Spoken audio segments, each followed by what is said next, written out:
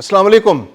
خطے میں کشیدگی ایک بار پھر بڑھ گئی ہے کیونکہ ایران نے حالیہ حملوں کے بعد آبنائے ہرمز کو ایک بار پھر بند کر دیا ہے، اور اس بار تجارتی جہاز، بحری جہاز، جنگی جہاز، آئل ٹینکرز کوئی بھی وہاں سے نہیں گزرے گا، اور اس کا اثر فوری طور پر آئل مارکیٹ پر آ گیا، اور آئل مارکیٹ میں قیمتیں 2.5% سے زیادہ بڑھ چکے ہیں، اور اس کا امپیکٹ عام عوام پر دنیا بھر میں محسوس کیا جائے گا، خواہ وہ مشرق وسطیٰ ہو، خواہ وہ فار ایسٹ ہو، خواہ وہ جنوبی ایشیا ہو، یا وہ خواہ امریکہ ہو۔ دنیا کا کوئی ملک اس سے محفوظ نہیں ہے۔ دوسری جانب ایران کسی طرح نچلا بیٹھنے کو تیار نہیں ہے، اور حالیہ امریکی حملوں کے بعد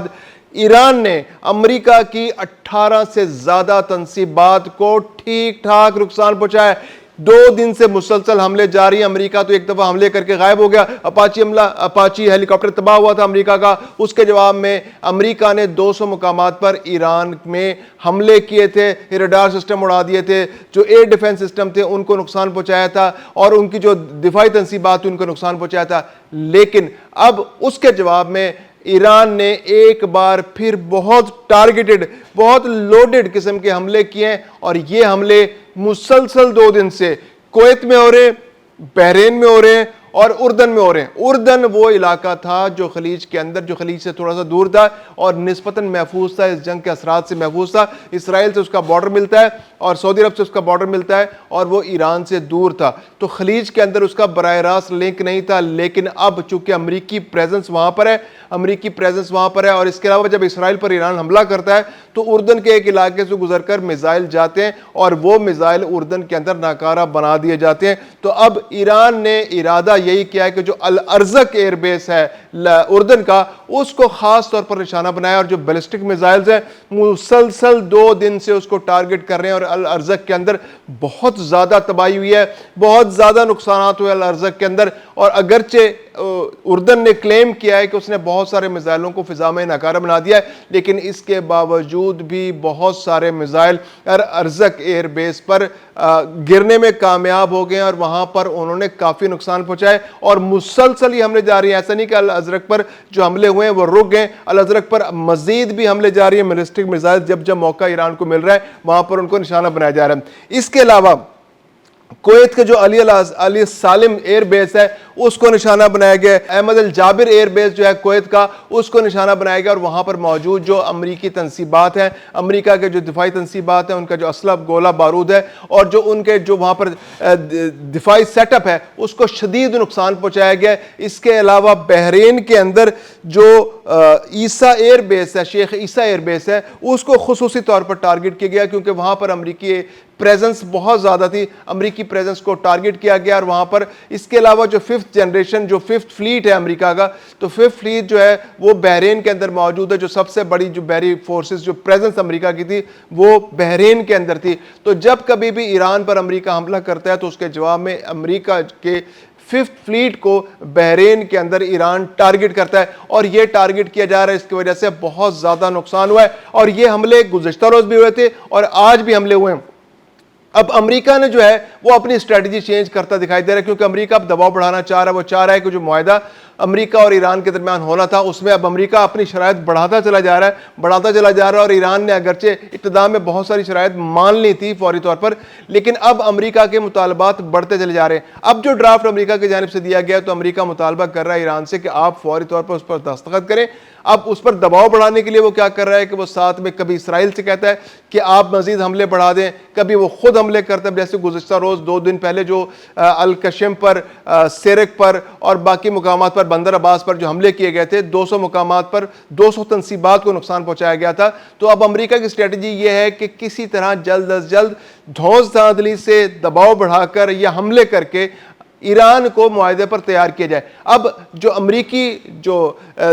وائٹ ہاؤس ہے، جو صدر امریکی صدر ہے، انہوں نے مزید نئے حملوں کی منظوری دینے کی تیاری کر لی ہے، اور یہ حملے کسی بھی وقت شروع ہو سکتے ہیں۔ اندازہ یہ تھا کہ وہ آج شروع ہو جائیں گے، ممکنہ طور پر اگر حالات ایسے رہے تو یہ آج رات کو بھی شروع ہو سکتے ہیں۔ تو یہ خطے کے اندر ایک نئی صورتحال پیدا ہو گئی ہے، تجارتی جہازوں کو بھی نشانہ بنایا جا رہا ہے۔ ایک ایسے تجارتی جہاز جا رہا تھا جو آبنا ہرمز سے گزر رہا تھا خلیج عمان کے اندر، امریکہ نے اس کو حملہ کیا اور اس کے جو اس کا جہاں پر کیپٹن بیٹھتا ہے اس علاقے کو، جو جہاں پہ انجن روم تھا، اس کو نشانہ بنایا گیا. اس میں 24 ملاح سوار تھے، جن میں سے 3 مارے گئے اور 3 کے 3 بدقسمتی سے بھارت کے ملاح تھے. 3 کو پہلے ابتدائی طور پر کہا گیا کہ 3 لاشیں مسنگ ہیں،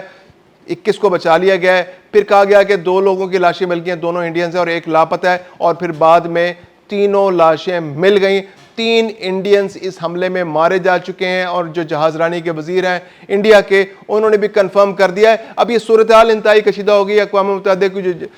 جو سیکورٹی کونسل ہے اس کا اجلاس بلا لیا گیا ہے اور وہاں پر جو انطونیو گوتریس ہیں انہوں نے مطالبہ کیا ہے کہ جو خلیج کے جو صورتحال بہت زیادہ بگڑ گئی ہے، امریکہ اور ایران جو ہے مذاکرات کی ٹیبل پر آئیں اور جلد از جلد اس مسئلے کو حل کرنے کی کوشش کریں تاکہ یہاں پر امن بحال ہو سکے، خطے کے اندر امن بحال ہو اور دنیا سکون کا سانس لے. اور جو مہنگائی کا ایک طوفان آیا ہوا ہے، آبنائے ہرمز بند ہونے کی وجہ سے، تیل کی پیداوار بند ہونے کی وجہ سے، تیل کی سپلائی بند ہونے کی وجہ سے، جو چین، جنوبی Korea, Malaysia, Indonesia, Pakistan, Bharat, Europe, امریکہ سب متاثر ہو رہے ہیں اس سے. تو یہ کسی طرح بحال ہو اور جو 20% تیل کی ٹریڈ جو یہاں سے ہوتی ہے اس کو بحال کیا جا سکے. تو یہ مطالبات دنیا کی جانب سے بھی کیے جا رہے ہیں اور دوسری جانب اسرائیل جو ہے وہ اپنے خطرناک عزائم کے ساتھ آگے بڑھتا چلا جا رہا ہے. اس وقت جب دنیا بھر کی توجہ خلیج فارس کی جانب ہے، وہ لبنان کے اندر پیش قدمی جاری کر رکھے ہوئے اور جنوبی علاقوں پر تو اس کی پہلے ہی اس نے جو حملے کیے تھے،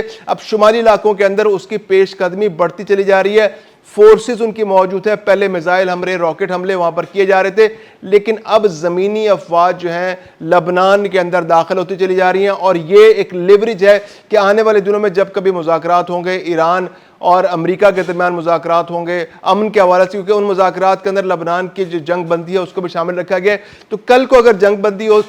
ہوتی ہے تو وہی جگہ لائن آف کنٹرول بنے گی جہاں تک اسرائیلی افواج اندر لبنان کے اندر جا چکی ہیں. اور لبنان بہت تیزی سے پیش قدمی کر رہا ہے، اگرچہ دنیا کی جانب سے، امریکہ کی جانب سے اور یورپ کی جانب سے اسرائیل کو منع کیا جا رہا ہے، دھمکیاں دی جا رہی ہیں، دھمکایا جا رہا ہے، سفارتی سطح پر رابطے منقطع کیے جا رہے ہیں. لیکن اندرون خانہ امریکہ کی جانب سے فلی سپورٹ جو ہے وہ اسرائیل کو حاصل ہے کہ وہ جتنی جلدی ہو سکے لبنان کے اندر آگے پیش قدمی کرتا چلا جائے، اور تاکہ کل کو جب کبھی ایران کے ساتھ مذاکرات ہوں اس کو